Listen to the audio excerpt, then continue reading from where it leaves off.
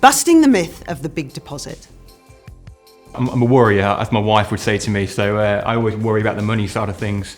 So before we embarked on that route, we had to kind of plan it out in my head to figure out how we're going to do it, how we're going to afford it, what deposit size are we going to need. That was probably the biggest driver.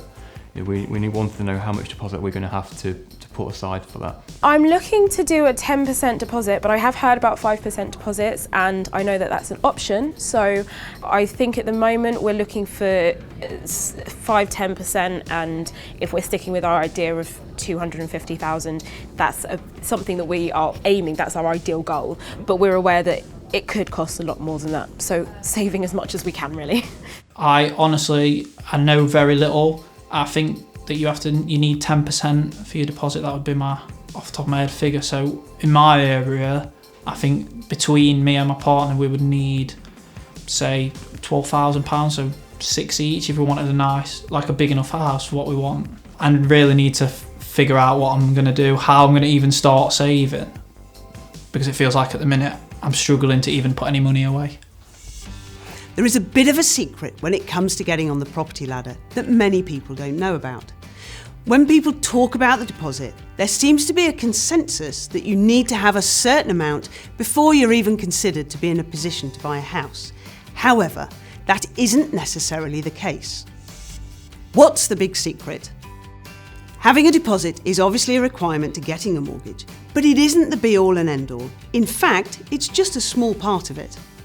When it comes to applying for a mortgage, the lender will look at how much you can realistically afford to repay, not just the deposit you pay up front. Key questions to ask over and above how much deposit you have: what are your outgoings against your incomings? What's your credit score like? Do you have any large debts such as a car loan?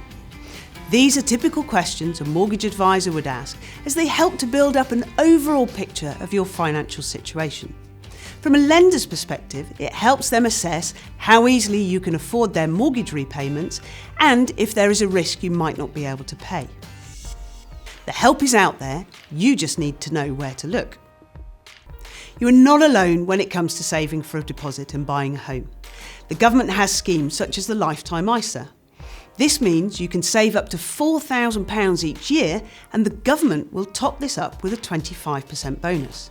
This is a great starting point if you want to buy in the future. To find out more about the Lifetime ISA, visit the government website www.gov.uk/lifetime-ISA.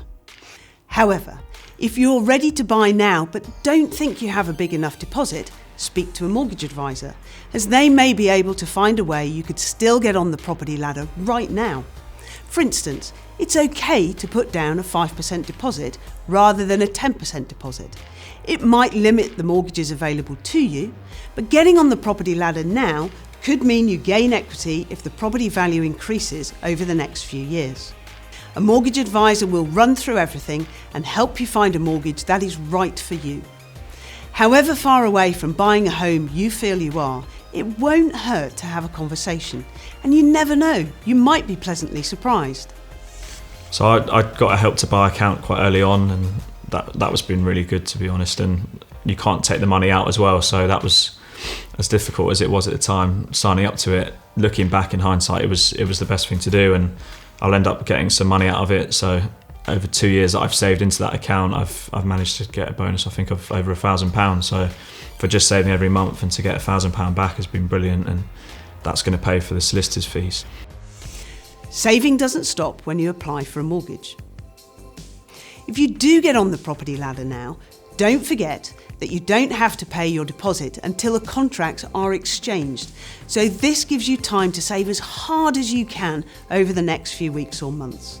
Those extra pennies always help and can go towards things like legal and finance fees, or even a new sofa or bed when you move in.